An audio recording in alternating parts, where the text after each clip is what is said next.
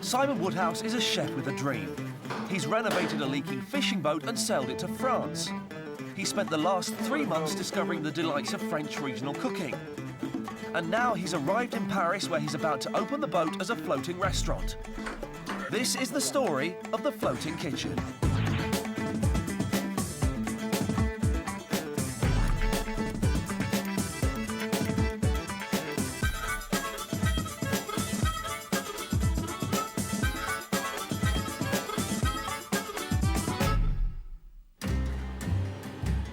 In less than 48 hours, Simon plans to open his boat Water Lily as a floating restaurant serving important French clientele. The guest list is made up of Michelin-starred chefs, vineyard owners, and hard-to-please Parisian locals, so the food will have to be spot on.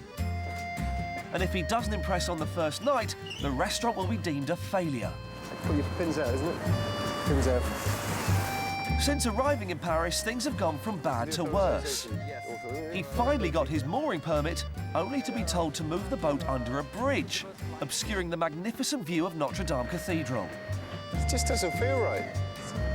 His staff have also let him down, and he's got no one to serve the food. But he knows what he wants to cook, and his menu is coming together.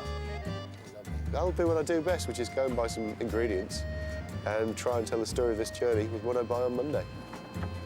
It seems like Simon is leaving everything to the last minute. But it's been a long and challenging journey for him.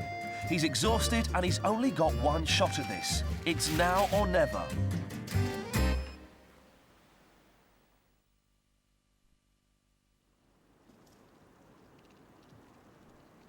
Simon has made it his mission throughout France to source the best local ingredients to cook with. But in Paris, this presents a whole new challenge. And it means getting up in the middle of the night to find the best produce at one of France's top markets.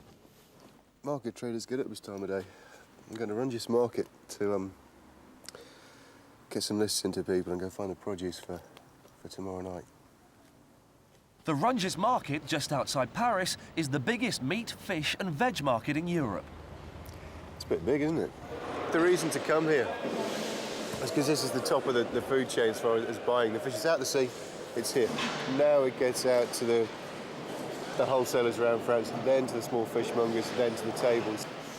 Simon will have no difficulty finding the seafood he needs. Sardines, cod, John Dory, oysters and lobster will all be on the menu for the opening night.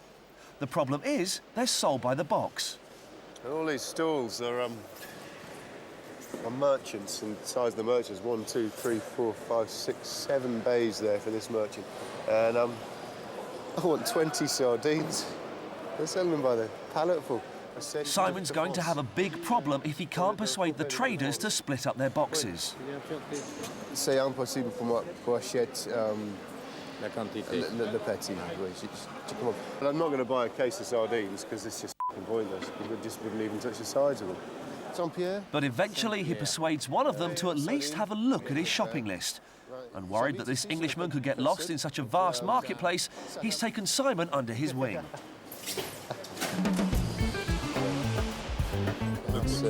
C'est bon, oui. There's my lobbies. What you're looking for is a lot of activity, a lot of life. I mean, these are arranged by size, but they're all good and fresh. Pick him up. If it doesn't want to be picked up, then it's a good lobby, I reckon. See, he's a fighter. Incredibly, Simon's managed to tick off all his items. He's even managed to source some marsh samphire, a vital ingredient for his salt marsh lamb dish. There you go, that's the stuff. Perfect.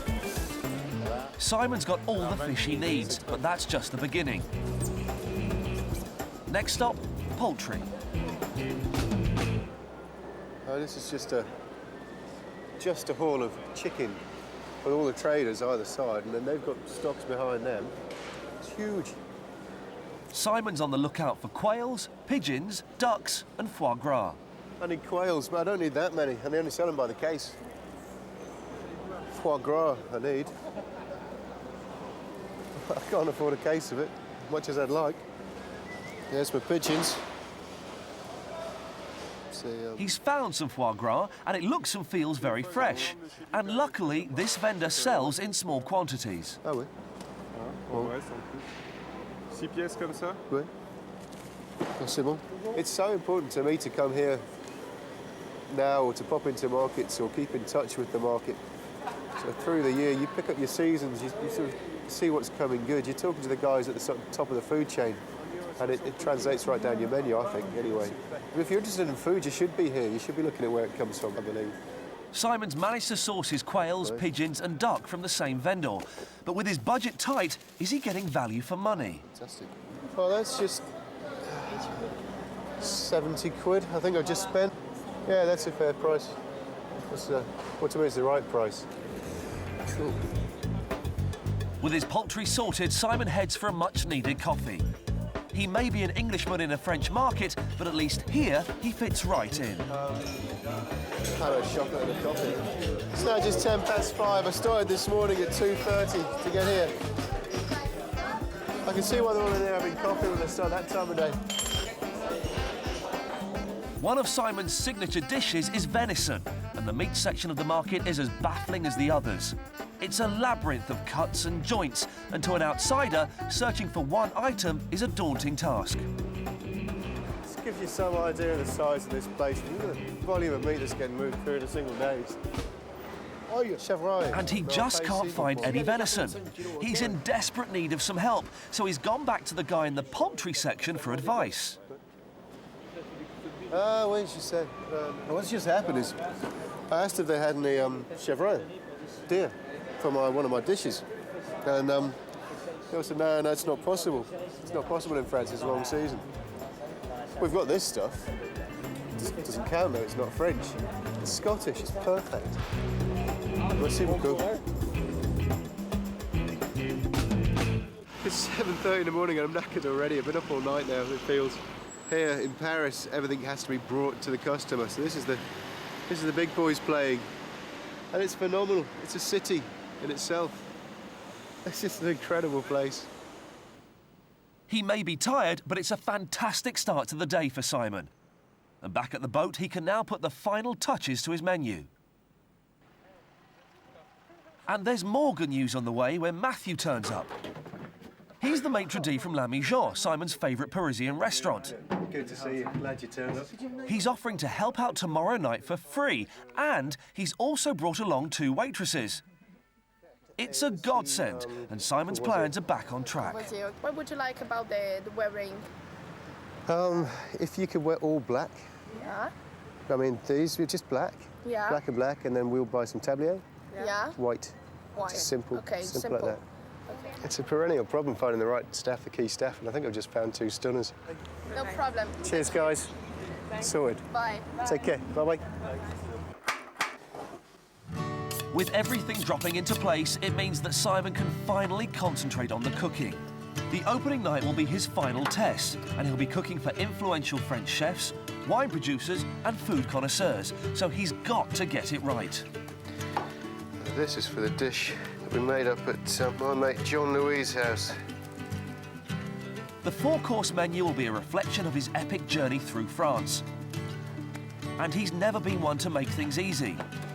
Just for starters, he's cooking foie gras with glazed pears, similar to the dish that he learnt to cook with Patrick Bertrand, who's on the guest list for tomorrow night and will no doubt be interested to see what Simon learnt in his kitchen.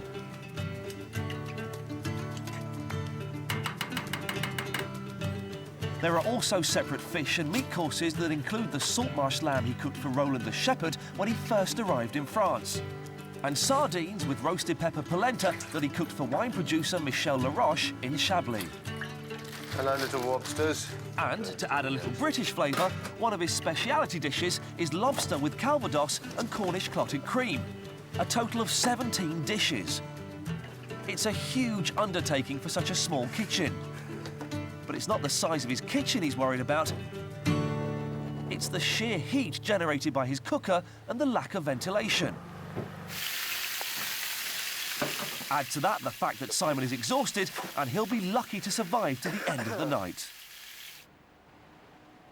Progress on transforming the boat is going well, and Johnny's putting up some parasols just in case it rains. Given the weather forecast, we're doing the best we can to make sure that the tables have got a little bit of shelter. With a day to go, Simon seems to be making headway. He has his staff in place and the food sourced and prepped. The boat still needs some final beautification, but the weather reports aren't good. Do you reckon it's going to rain, Jim? But Simon's done all he can. Coming up, it's the final test for Simon. It's the day of the opening and John Burton Race arrives to offer some moral support. If he carries that off tonight, I'll offer him a job. The final touches are being made to Water Lily, Makes you look stunning. and Simon begins to feel the heat in the kitchen. Keep your head going, keep your head going. Come on, boy. But will the forces of nature bring the evening to an abrupt end? People leaving.